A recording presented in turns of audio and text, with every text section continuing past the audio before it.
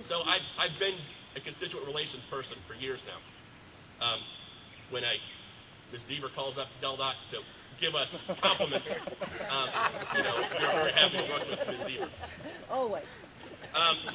But a list of my jobs is not really a good indicator of who I am. Honestly, a resume doesn't tell somebody, who are they? And that's what the voters want to know.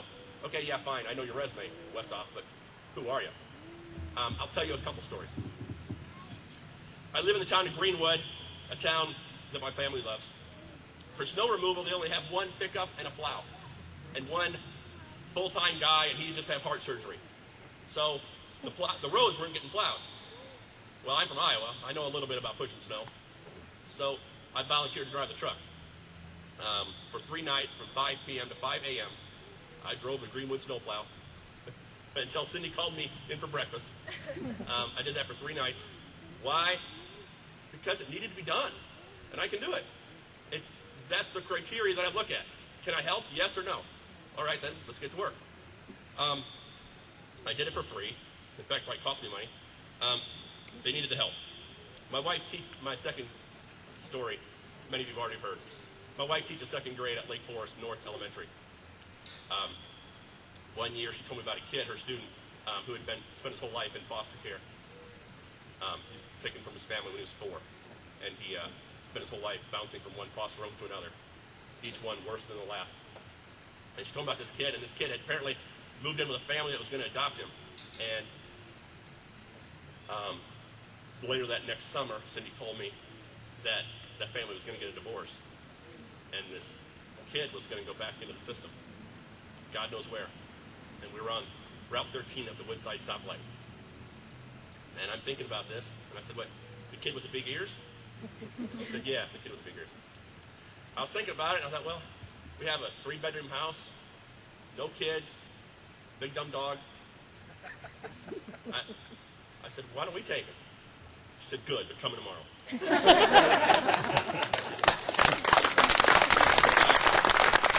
weeks later, Robbie shows up on our doorstep, clutching a half-filled Hefty bag. 6 months later, we adopted him. Robbie's now 13, an honor roll student, an awesome kid. And I'm proud to say that he is spoiled rotten.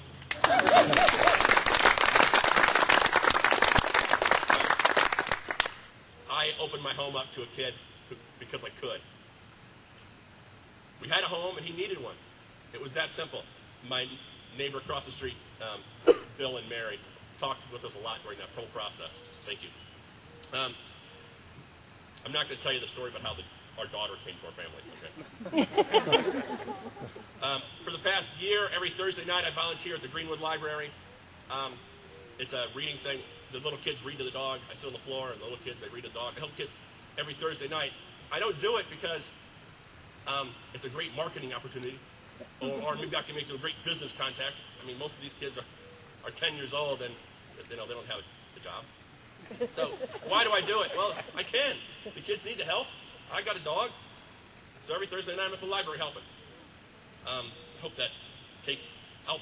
These are the same reasons I'm running for office in the 35th District, because I can. We need a change in the 35th District, and I can help. My neighborhood, you see, is full of regular people. Regular people who are struggling.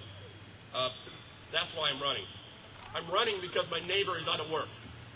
I'm running because businesses here in Delaware have rules and permits that they labor under that don't even really apply to them. I'm running because a local school district wants to cut librarians, but no one's talking about cutting the superintendent's pay. I'm running because our National Guard is losing people quicker than they can replace them. I'm running because sometimes schools of fish float up dead in our bays, and everybody's too busy pointing fingers than to look at what we can do to fix the problem. I'm running because farmers feel like the only way they can provide for their children is to sell off their land. But mostly I'm running because I can help. I won't promise the moon in the sky. I don't like politicians who stand up and promise to make the clouds rain and the sun shine and stop in teenage pregnancy in the hopes that you'll forget after they get elected. What I will do is present detailed plans on things that we can do now. Every 30 days until election, I'll release a set of concrete, common sense changes that state government can make that will make Delaware a better place. And I look forward to working shoulder to shoulder with my representatives to make that happen. These policies will have a certain theme. And May 1st will be education, then we'll look at veterans and the National Guard, agriculture, crime, environment, jobs, and finally reforming state government. None of these things are new. Most of the ideas are ideas I've already heard about, but they're sitting on the shelf somewhere. Not enough people are stepping on toes and rattling cages to get things done. My sincere hope is that no matter who wins on November, that in a year, people will come up to their representative and say, what have you done with these things? You know, what have you done about A, B, C, and D, and why not?